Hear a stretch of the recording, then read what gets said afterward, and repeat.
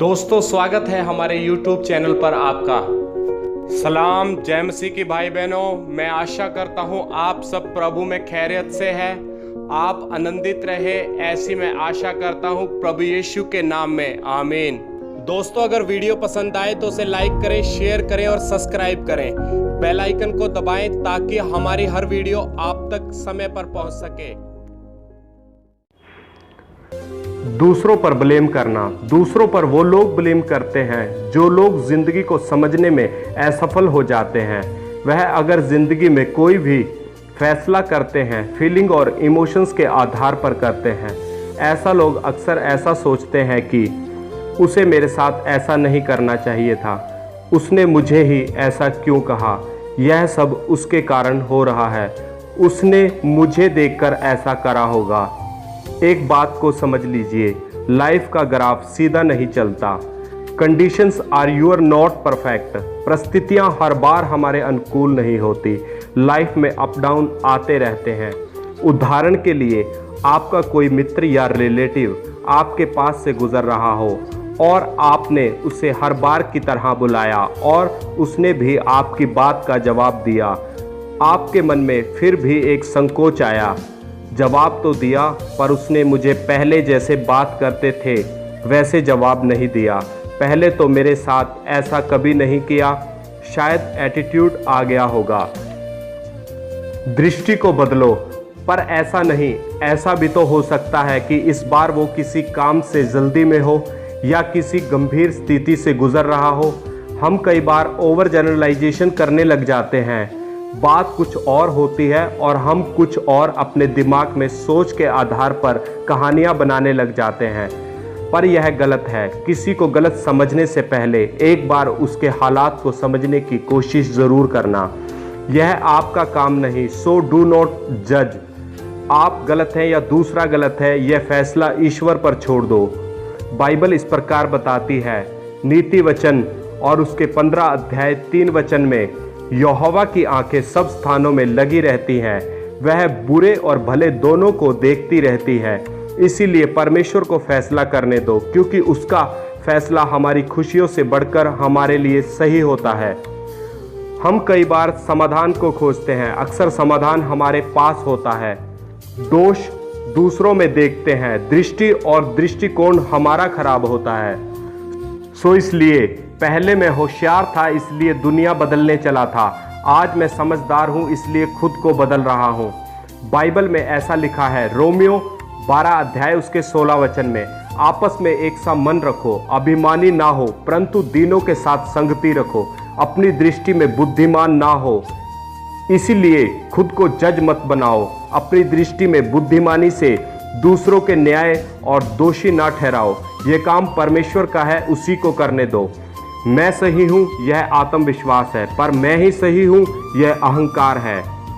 यदि अब भी अगर दोष अपने से ज़्यादा दूसरों में नज़र आते हैं तो चलो मान भी लेते हैं कि सभी गलत हैं, आप सही बन जाओ, आपको किसने रोका है। Never blame anyone in your life. Good people give your happiness, bad people give your experience, worst people give your a lesson, best people give your memories. परमेश्वर ने जिसको बनाया वो बुरा नहीं हो सकता। कोई भी व्यक्ति माँ के पेट से या जन्म से बुरा नहीं होता। मेरी नज़र में कोई बुरा नहीं है। बच्चा पाक खुदा पाक, वो बात अलग है।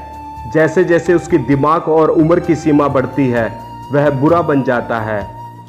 सो इसलिए बाइबल इस प्रकार बताती है, मत्ती अध्याय 7 और उसके 2 वचन में, क्योंकि जिस प्रकार तुम दोष लगाते हो उसी प्रकार तुम पर भी दोष लगाया जाएगा, और जिस नाप से तुम नापते हो उसी प्रकार तुम्हें भी नापा जाएगा। बाइबल इस प्रकार बताती है, यूहन्ना उसके 8 अध्याय और 4 और 5 छठे वचन में, हे गुरु, ये स्त्री व्यभिचार करती हुई पकड़ी गई है। व्यवस्था में मूसा ने हमें आज्ञा दी है कि ऐसी स्त्री पर पथराव करे, सो तू इस स्त्री के विषय में क्या कहता है। जब वह उससे पूछ ही रहे थे तो उसने सीधा होकर उनसे कहा कि तुम में जो निष्पाप हो वही पहला पत्थर उसे मारे। प्रभु यीशु हमें किसी प्रकार के दोष लगाने या सजा देने से नहीं रोकता, बल्कि उनका कहना यह है कि पहले हम अपने आप को जांचें। अगर हमने जीवन में कभी गलती ना की हो और अगर हम निष्पाप हैं तो हमें अधिकार है। यदि अब कोई हमारे साथ गलत करता है या बुरा काम हमारे सामने करे तो क्या हम उसका उल्हाना ना दें? अगर मैं गलत हूं तो मुझसे कहे, दूसरों से नहीं। सुधारनी मुझको है, दूसरों को नहीं। सो इसलिए तुम्हारी मनसा सिखाने या समझाने की हो, दोष या आलोचना करने की ना हो। उम्र जाहिर कर दी लोगों ने, औरों के वजूद पर नुक्स निकालते निकालते। इतना ही खुद को तराशा होता तो आपसे अच्छा इंसान नहीं होता। सो इसीलिए अब हमें यह समझना होगा कि लाइफ का ग्राफ सीधा नहीं चलता। हर व्यक्ति की परिस्थितियां एक समान नहीं होती। ऐसे में हम अपनी सोच के अनुसार अपने मन में दूसरों के प्रति कहानी ना गढ़ें। किसी को गलत समझने से पहले एक बार उसके हालात को समझो। और परमेश्वर की आंखें बुरे और भलों दोनों पर लगी रहती हैं। सो इसीलिए न्याय उसी को करने दो। सही या गलत दोषी ठहराने का काम केवल उसी का है। समाधान हमारे पास ही है। आज खुद को बदलने की बस ज़रूरत है। सबको अच्छे लोग अक्सर तलाश होती है। आप अच्छे बन जाओ, शायद किसी की तलाश आपसे पूरी हो जाए। हर व्यक्ति से हमें कुछ ना कुछ सीखने को मिलता है। और यह बात भी जान लो कि जन्म से कोई बुरा नहीं होता। जिस नाप से तुम नापते हो उसी से तुम्हें नापा जाएगा। तब लोगों ने भी उस स्त्री पर दंड देने के लिए कोई आगे नहीं आया तो परमेश्वर ने उसे माफ किया। अब तुम जो भी न्याय करो या तो परमेश्वर को करने दो या तुम परमेश्वर की दृष्टि के अनुसार करो, क्योंकि वह धर्मी और अधर्मी दोनों पर अपना सूर्य उदय करता है। सो इसीलिए उसकी दृष्टिकोण से देखो। जो कल्पनाएं परमेश्वर ने हमारे लिए करता है वह हमारे लिए कुशल ही की होती है। आमीन।